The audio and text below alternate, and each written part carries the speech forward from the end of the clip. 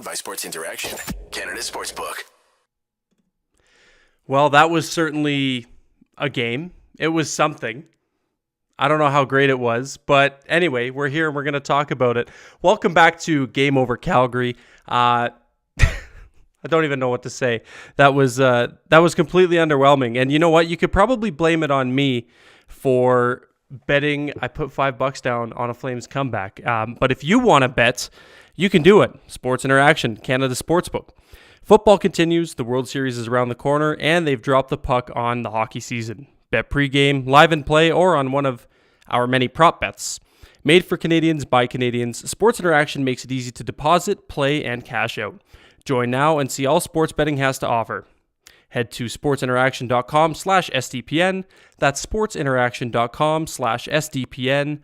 Ontario only, 19 plus. Please play responsibly. And playing responsibly is not something the Calgary Flames did today in the defensive zone as they introduce our guest for the show. This is Nate Thomas, good buddy of mine. You can find him over, he's a Flames fan who covers the Anaheim Ducks. We'll talk about that a little bit at the end here. But yeah, welcome to not only Game Over, but making his SDPN debut. Nate, how are you, buddy? Not too bad. Thank you very much for having me on. I'm very happy to be here, even if it's, not with great circumstances, I guess. Yeah, it's not happy. It's not a happy game for sure, and not one that the Calgary Flames are going to want to remember. They're going to have a short memory because a lot of things went wrong, and we can start by talking about some of those things that went wrong. First, I'd love to get your perspective first and foremost on the goaltending, because for those of you who don't know, Nate is a goalie by trade, so he knows a thing or two about the crease.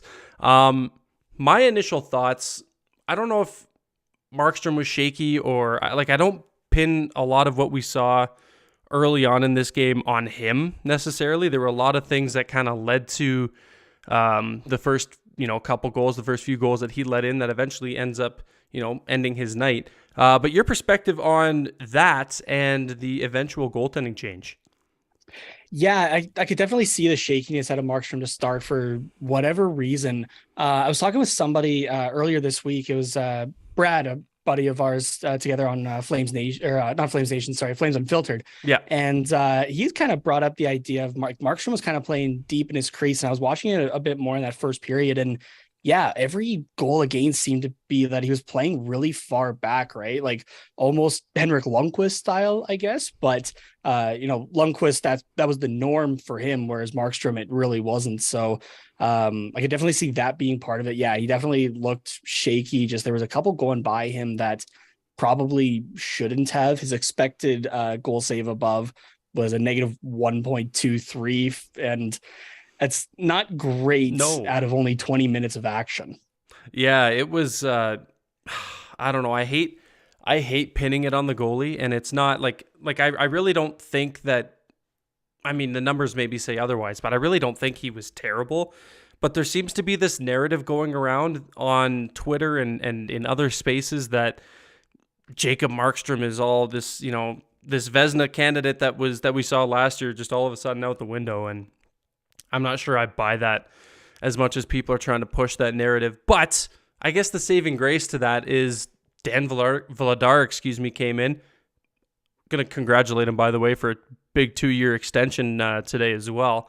Nice round 2.2 million on that. Yeah, exactly. So kudos to him. Congratulations to him. But he comes in, he steps in, he lets in the first shot he faces, but then kind of stays steady and for the most part plays a pretty decent remainder of the hockey game. Yeah, Dan Vladar played really well tonight, pretty much stopping anything he should have. There's nothing really that I would call really too much against him, I guess I would say. What were the final shots, I guess, for him specifically? Stopping 17 of 19 shots, so an 895. But when you're getting less than 20 shots, right, even though you're playing 40 minutes, yeah, the save percentage is going to be a little small wild sample there size. For sure. So yeah, exactly. But he came in. Besides that first shot on goal that he let in, I thought he looked solid. And something that the Sportsnet panel had even had brought up as well was just the fact that during the TV intermission, the big thing I found between these two, and from my own experience as well, right, like every goalie wants the net, but you have like your teammates at the end of the day, right? Nobody else on your team understands exactly what you're going through other than your goaltending partner, right? So to see Markstrom just telling Vladar, just, like keep going, basically, like he was playing awesome at that point. It was really great to see. So, and I think just shows the partnership that these two have that'll continue now for the next 2 seasons with Vladar getting re-signed there, or extended, I guess. Yeah, and I'm just reading a few of the comments here. Good point. Nobody goes 82-0, but man, Markie's looked shaky this year. He's got to clean that up. I can understand that to an extent, but at the same time, and this is something we'll talk about a little bit as this post-game show goes on, they didn't do a whole lot of favors for him. I talk about like the 5 guys in front of him tonight, and my God, did it ever look evident that they missed Noah Hannafin? Or like how good would an Oliver Shillington, and I know he's dealing with personal stuff, and I hope to God that everything's okay with him, but how good would an Oliver Shillington look in a game like tonight where, moving the puck and skating through transition and all that stuff, and stuff that he's really good at. Those two were definitely missed tonight. Sabres fans dropping in the chat. Wop wop. Sabres rock the Flames. They did indeed. Talk about the gift from the referee. Yeah, that was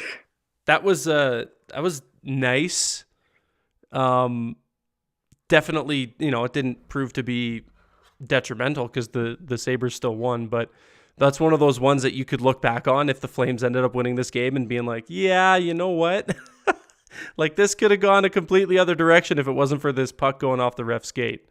Yeah, exactly. Maybe a little bias, I guess, on my end, but just kind of seeing some of the calls that Calgary was getting, in like the 5-10 minutes prior to that unfortunate bounce, depending on what side of this game you're on, happened. I was kind of looking at it like, oh, well, that's just making up for it, I guess, whether he intended to or not. And I'm not saying that, the ref's intending to get in front of the puck or anything like that. It's a freak accident for the most part. But it's just like, oh, okay, happy accident. Kind of makes up for it. That works. And you feel bad though, eh? Like, you feel bad for the guy because you know that, like, well, he went up and he apologized to Comrie. And Comrie was like, you know what? Like, he looked like he was a good sport about it. Like, what are you going to do? Like, refs get out of the way like 95% of the time, and they do their damn best to get out of the way every single time. There's going to be a few times where he gets a skate on a puck, or he gets tied up with a guy, and stuff like that's going to happen. But it is what it is. Somebody's saying, I wonder if Laddie was out celebrating his new extension last night, anticipating being the backup. Don't know about that. Yeah, I'm not sure about that. I don't know how much I buy that. These NHL guys know that anything can happen, right? Yeah, so it's almost one of the cliches about the league at this point, right? Is like, you could have a really good team play against. I mean, look at the home opener against Montreal and Toronto there, right? Where you're taking the under, right, on on Toronto doing it, and Montreal's just like, nah, we're taking this game. It's our home opener, so anything can happen. You know what? You're going to fit in perfectly fine here on SDPN. Biting the hand that feeds. That's what I'm proficient at. I'm not meaning to. Biting the hand that feeds. I at least didn't go in depth on the Arizona-Toronto game. Okay, that's where we'll leave it because I still want to keep my job and I'm not going to lose it at the expense of you. So we will proceed. We both took some notes in this game, and I'm just going to try to pull them up here because usually the way I do it is I like to take notes by period. But the way this game went, I was like, I don't think that this is, it's going to be worth it because it's all going to be the same stuff for each period. The one thing that I really wanted to touch on to start about this post-game breakdown is the defensive zone coverage. And I actually wrote down, I'm like, defensive zone coverage? Hello? Because it just didn't exist. And that's where we get into the whole not Markstrom's fault. I also put down Flames giving up way too many slot chances because the slot was just always open. There was always a guy that could be open on the slot, and I think they scored 2 or 3 of those goals from point blank in the slot. That's just a product of just piss poor defensive zone coverage and leaving that slot wide open. Yeah. Now to compare it, because you did bring up that I do cover the Anaheim Ducks. This season, they are not known, or they are known for their not great defensive coverage. And it almost looked comparable to the Ducks tonight, where just that slot was wide open. Buffalo was able to take any chances that they wanted there. Yeah, it was not a good time. The pairing I guess I had specifically was Zadorov Anderson. I know they're not guys that normally play together, but Yeah. It's an experiment that should be a one game and done thing if you can help it. It did not look good. I just think Zadorov just had a bad. I know he scored. I think he had a bad game in general. Yeah. Our friend Justin, Sea of Red Central, if you guys are on Flames Twitter, you know who he is. Always posts that picture of that Simpsons episode where the whole class turns around and they're looking at Bart, and they're like, or say the thing, and it's like PK time, Zadorov going off. And that's like, it's just funny because last year he tweeted that so much, and this year it's becoming a recurring thing. And he scores that goal that kind of gives them a bit of a boost and like a bit of momentum, kind of, exactly what you need in a comeback.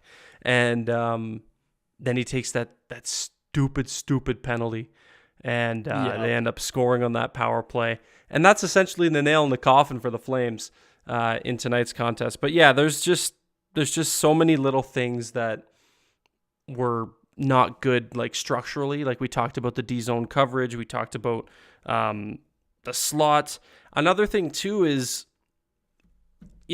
talking about the opponent, Buffalo, playing down to a lesser opponent is something that the Flames are proficient at, or have been proficient at in years past, because most people would look at the schedule to start this season and say, okay, they're probably going to go 2-1 in their first three, and we'll be happy with that. That would be great. They go 3-0.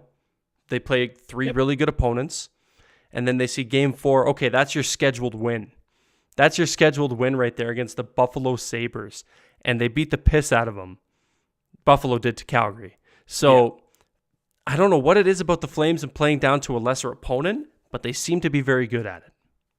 Yeah, this is a game that I thought they hopefully wouldn't have, considering, Buffalo just played Edmonton the other night and took it to them as well, right? Like, it's like Calgary Edmonton is talked vastly for this season as being like the 1-2, whichever way you want to go with it, for the Pacific Division this year, right? You can't look up the QE2 and see what Buffalo did to Edmonton and go, yeah, no, we'll be fine anyway. Yeah. So yeah, it was definitely rough. Buffalo's speed was the one thing that was really on display tonight. I found just their transition game, getting through guys, getting those slot chances and whatnot. And the one guy that kind of popped out for me tonight was Tage Thompson on the Buffalo side. He was playing fantastic. That shot that went off the crossbar that I thought that was in. Was a goal. Yeah, I thought that was in. But like I had to rewind the stream actually when I saw like the radar clock pop up top, and I was like, 98 from that real what? I watched it again. I was like, holy crap. Like, imagine this kid now go for like the All-Star skills competition, right? For the hardest slap shot. And he gets a running start, like it's like a head start on the thing, not from a stationary position. Like, holy. The kid's damn good. And some of the comments saying, and I wanted to talk about this too. Sabres will continue to turn heads. Buffalo's a different team this year. They do not, and this is a good point from Steve, they do not quit. They play like they're having fun. And one of the points that I wrote down about Buffalo is they might not they might not out-skill you on paper, but they're going to outwork the shit out of you.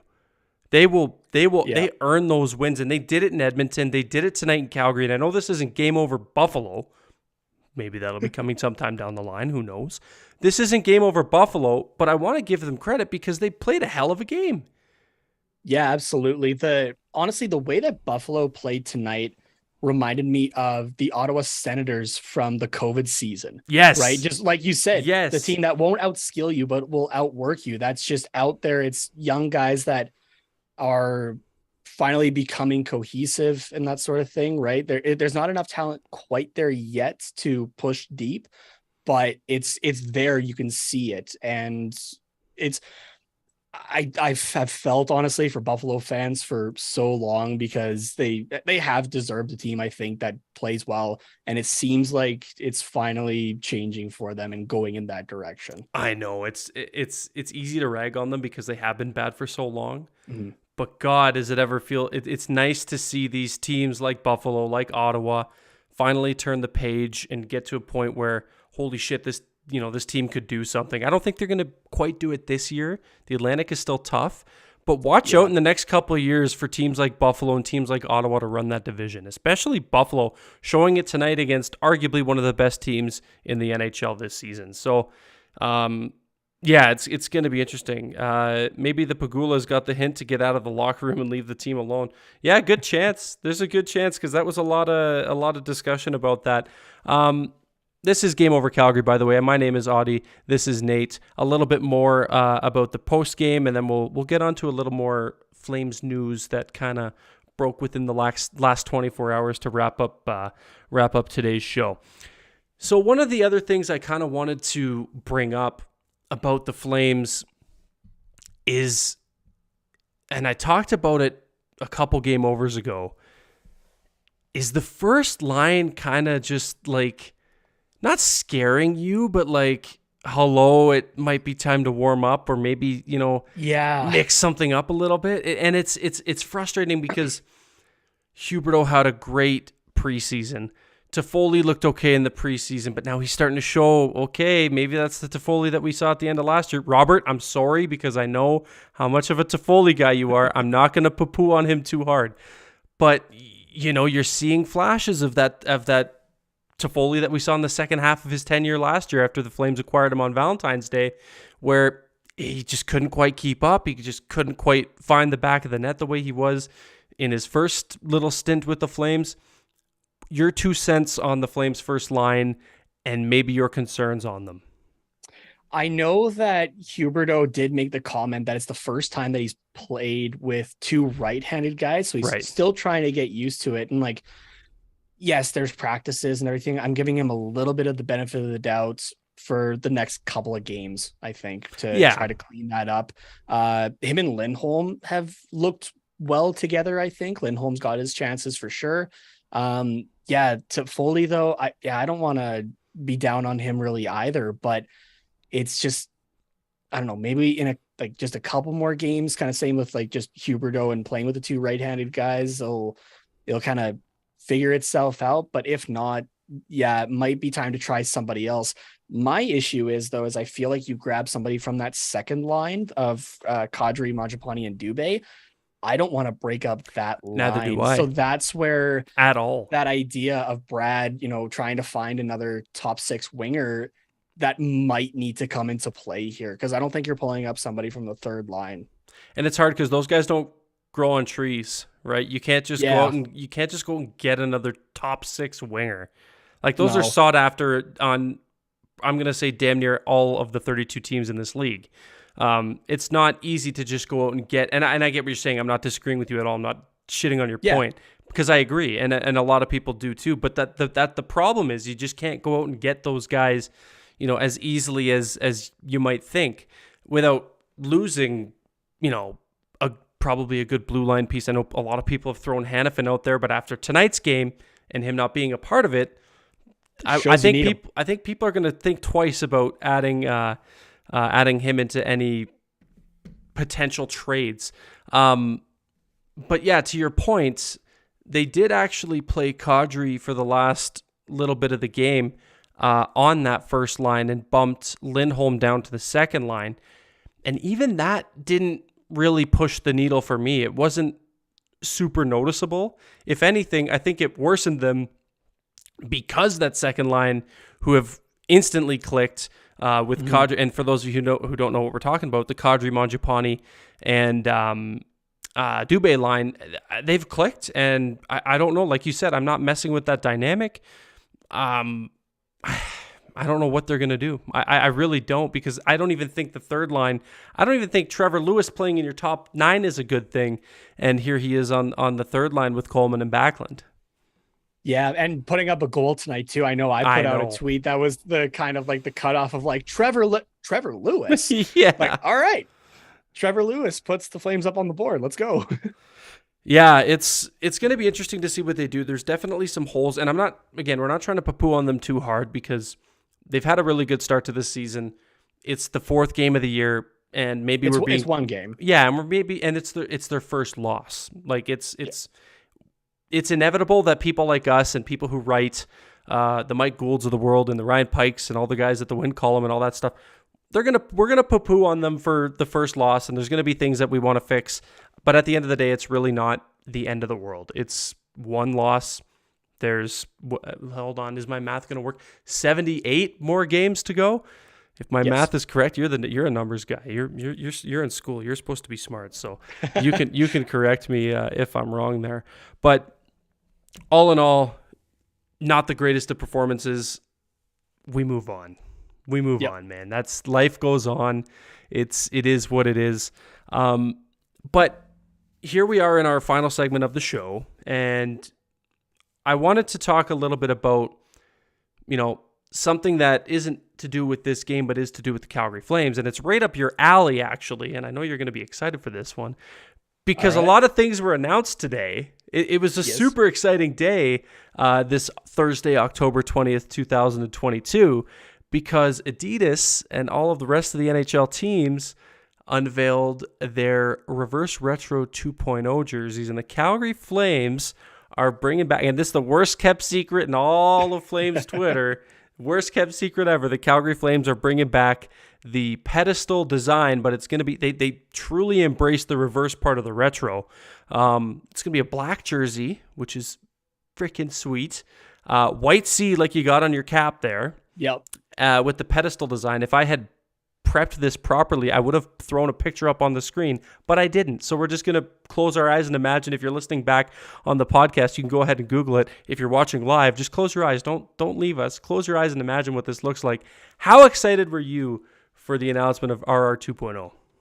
I was super excited, and being part of Aesthetics as well, I was hearing about the program quite a bit before, we were starting to hear it at the start of 2022, right? Like I was hearing it back in September, October of last year. Pretty much a year ago. I knew it was coming for a little bit, but for the Flames one specifically, though, I remember the start of it was like early summer 2021, before we knew anything of the program coming back. I was, me, I like to do my jersey concepts and that kind of thing. And I was like, oh, if the program came back, this would be a fun thing to do. And I just made a black pedestal concept, and much to my pleasure, only for myself at least, the bottom of the the bottom stripe and like the top part of the collar were the only things that I got wrong, knowing absolutely nothing. So to see basically the idea that I had just actually be what the Flames decided to go with, like, I'm not saying that they took my idea or anything like that, right? Because it's like it's a 2-year process on these jerseys. But just to see that, like, okay, my thought process was along the same lines, and like you said, worst kept secret and in Flames Twitter kind of thing for a while there, like just kind of the build up of it. Being a fan of the pedestal jersey, shame me if you want to. I was really excited for this. The pre-sale went on at 10 a.m. this morning. It was bought and paid for at 10:01 for me. That's amazing. And for me, I want one. I just haven't pre-ordered it yet because I've got to pay for a wedding. So I got a lot of things. Congratulations again for that. Thank you. I got a lot of things that are going to be coming up that unfortunately take priority. But I do want to get my hands on one, especially because I missed RR 1.0. And I'm so glad. And another thing, I'm so glad that they brought back Blasty full-time. Wrong side, right there. Oh, yeah. They can't see it because it's cropped. Oh, it is cropped there. Okay. But right next to Nate's Red Wings jersey is Blasty peeking his little head out. But yeah, are you happy? You got to be happy they brought Blasty back too, because like that's a fan favorite. I know Adler, if you're watching, he's the Blasty king, so he'll tell you. But you got to be pretty pumped for that, no? Yeah, no, absolutely. It'll be so much fun to watch. And again, like you said, goalie guy. So I'm like, okay, black pedestal, Blasty coming back, right? Markstrom's going to be decked out in black, red, and yellow again. And I'm just like, okay, is he just doing different masks? Is he having the same set of pads, or is he doing 2 different sets for those? Like the goalie side of it is going to be so much fun. And to see kind of the idea of like almost blasty weeks or like kind of blasty chunks in the home schedule, it's going to be so much fun to see, I think, and just kind of give a different shade to the Calgary Flames than we're normally used to. Yeah, and especially too since the Flames haven't had like multiple alternate jerseys, if you will, for such a long time. Like, have they had two?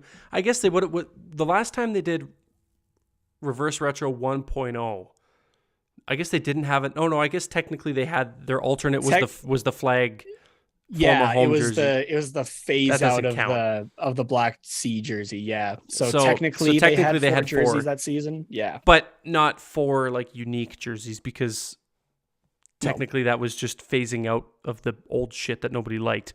But here we are, happy to see that there's, we're going to have some variety. We got the retros, which are friggin' gorgeous. I'm so glad they brought those back. We got Blasty back for the foreseeable future. I don't think that's going to be a limited thing. I think that's going to be an alternate for... Yeah, that's a mainstay. That's going to be a mainstay now, as it should be. And then we got RR 2.0. Beautiful pedestal jerseys coming back. So it's a good time to be a Flames fan. And if you're a jersey nut like myself, or even more so like Nate, then it's going to be the one for you. Okay, let's go through some more of the comments here as more people are kind of chiming in and giving their 2 cents. Robert saying justice for the pedestal. Yes, justice for the pedestal. So many people are unnecessarily shitting on the pedestal. Julian McKenzie. I am calling you out, Julian McKenzie. I'm pretty sure I'm going to eat my words if I'm wrong, but I'm damn certain Julian is not a fan of the pedestal. No, he had it like at the bottom of his list. Yep. And I did see that. And when he finally comes on Game Over, I'm going to make sure I give him a piece of my mind about A, his chocolate bar preference, glossettes, what?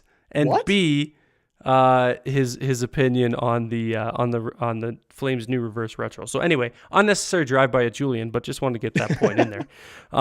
Lindsay saying Minnesota's reverse retro jersey is a stinker and Calgary has a better retro jersey. This is what I'll say about Minnesota. And again, I know this isn't Game Over Minnesota, but what I'll say about Minnesota's jersey, sure, people are going to think it's lazy that they just reversed their reverse, but how sick would a home and away permanent set of those colors be? Like, absolutely. I love the Subway colors. Like, give me Subway Minnesota Wild jerseys. 100%. You could do it like a 90s thing where you have like a home and away alternate, right? Like the Ducks did it in like the mid 90s as well. They had like a dark and a white alternate. You could do that with Minnesota if Adidas in the NHL allows you to do that. That would be sweet. So I do agree that maybe some people, it's not up their alley, but I love what Minnesota did. Steve saying, sounds like the Flames liked your idea, Nate, which, yeah, they very well might have. Lindsay saying, again, no jerseys yet for me either. I gladly splurged on Trivium tickets a few weeks back. Great concert if you guys get a chance to go. I am not sure I'm familiar with Trivium. Maybe I'm just a bad music listener. My splurge was Blink-182. Oh, geez, how expensive were those, dude? Surprisingly, my ticket was actually cheaper than the reverse retro jersey today. Good for you, because when I went to look for Blink tickets, it was like $560 or something. I'm like, from what area of the dome, dude? Well, it was sold. It was, I don't know if it was, I was just too lazy or what, if I was too late, but it was like, it was low. Like it wasn't floor, but it was like in the corner or something. And I'm like, I like Blink, but like, I'm going to take a pass on this one. And as for not knowing who Trivium is, I apologize. I do know who Reckless Renegades is, though, and that's all that matters. Oh for my the context God. of this show. You did not bring that up. I did. Oh, I did. And yes, I love it. Lindsay, the Chocolate Bar Wars has spread for more than just the CJ show, because I know CJ and Julian go back and forth on all that stuff. And Arrow bars. Now, you know what? We need a nice and easy next time you're on, because you're going to come back on, obviously. I hope so. Okay, then yes, that's a yes in my books. We need a nice and easy Flames win so that we can just bullshit afterwards about best chocolate bar, chip power rankings, all that fun stuff, just to kind of loosen it up and give the people more of a true SDPN experience. Fair enough. I do have to ask though, because you brought it up. Who doesn't like Arrow?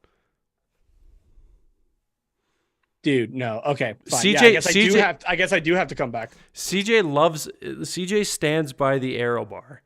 And so good, dude. I'm on Julian's side with like, why would you want to bite into a chocolate bar and be greeted by air? Like, it's just chocolate with air. It's just aerated chocolate. Like, oh no, it's lazy. good stuff. It's lazy. It's weak and it's lazy. I guess, you know what? We only got a little bit of time left here on our Zoom call, so we'll wrap it up here. Thank you, everybody, for tuning in. And unfortunately, the Flames lose this one, but we had a good show. Nate Thomas has been my guest. The floor is yours, sir. Please tell everybody what you're up to, where they can find you, and maybe a little bit about the Reckless Renegades. If you want to catch me doing my own show, the Quack Report podcast, it does cover the Anaheim Ducks, but we do talk NHL and we do get into some stuff like your Blink-182 and just, you know, other shows and that going on. You can catch that. We're live every Wednesday on the THPN YouTube channel.